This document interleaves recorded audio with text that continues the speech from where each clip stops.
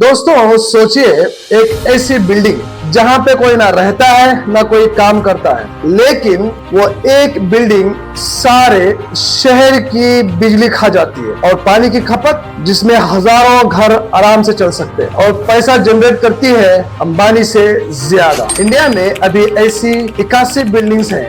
2026 तक 100 से ज्यादा बिल्डिंग्स हो जाएंगी। मैं हूं साकिब हुसैन और आज हम जानेंगे डेटा सेंटर्स के बारे में। क्या ये इंडिया के लिए फायदेमंद है या फिर इसके नुकसान बहुत ज्यादा है। पहले समझिए क्या हो रहा है। अभी इंडिया में 164 डेटा सेंटर्स है, 81 और बनने वाले हैं। मतलब 2026 के पूरे होने तक 246 से ज्यादा डेटा सेंटर्स होने वाले हैं। इसमें इन्वेस्ट कौन कर रहे हैं? जैसे Google, Amazon, Microsoft, Ambani, Adani, Airtel, सब के सब इसमें इन्वेस्ट कर रहे हैं। अदानी ग्रुप ने अनाउंस किया है $100 बिलियन यानी 8 लाख करोड़ रुपए डेटा सेंटर्स में लगाए जाएंगे 2035 तक। इंडिया का डेटा सेंटर मार्केट अभी $10 बिलियन है। 2031 तक इसकी मार्केट वैल्यू $21 बिलियन हो जाएगा। मुंबई में 52% कैपेसिटी है, चेन्नई में 21% कैपेसिटी है और अब अहमदाबाद, कोच्चि, जयपुर, विजाग, छोटे शहर भी इस कंपटीशन में सामने आ रहे हैं। चलिए समझते हैं इसके फायदे क्या है। पहले तो नौकरी। हर डेटा सेंटर हजारों डायरेक्ट और इनडायरेक्ट जॉब्स क्रिएट करता है। इंजीनियर्स,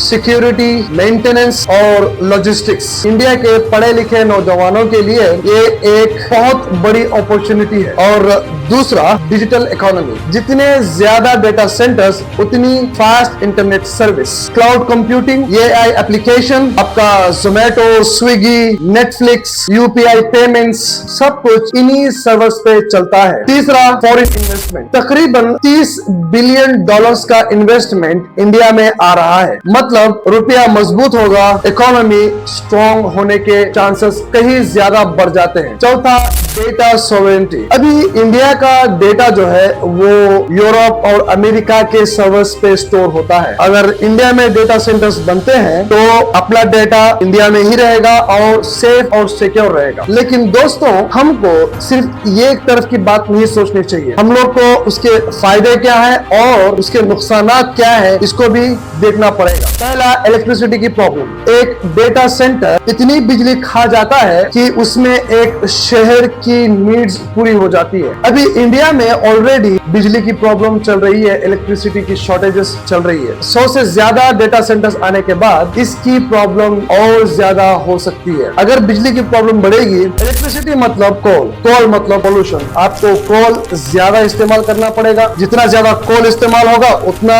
पोल्यूशन ज्यादा होगा। दूसरा, पानी की बर्बादी। डेटा सेंटर्स को कूल रखने के लिए बहुत ज्यादा पानी का इस्तेमाल होता है। इंडिया ऑलरेडी पानी के स्ट्रेस में है, पानी की प्रॉब्लम से जूझ रहा है और इंडिया में पानी की प्रॉब्लम और ज्यादा बढ़ सकती है। और तीसरी बात, इससे बड़े शहरों का फायदा ज्यादा होता है, जैसे कि मुंबई, चेन्नई, हैदराबाद, बैंगलोर। ये सिटीज की इकोनॉमी स्ट्रांग होगी। लेकिन मुझे नहीं लगता इसका फायदा छोटे शहरों में, छोटे गांव में, छोटे इलाकों में इसका कोई भी फायदा पहुंचने वाला है। मुश्किल है। चौथा प्रॉब्लम यह है कि इंडिया में इलेक्ट्रॉनिक वेस्ट बहुत ज्यादा है। डेटा सेंटर ज्यादा होंगे, ई वेस्ट और ज्यादा होगा और ई वेस्ट की प्रॉब्लम और भी ज्यादा होगी। तो दोस्तों, कहने का मतलब यह है, इंडिया में 100 से ज्यादा डेटा सेंटर्स बनने वाले हैं। एक अपॉर्चुनिटी है, आई एग्री, लेकिन ये एक बहुत बड़ा चैलेंज भी है। अगर सही प्लानिंग, रिन्यूएबल एनर्जी हो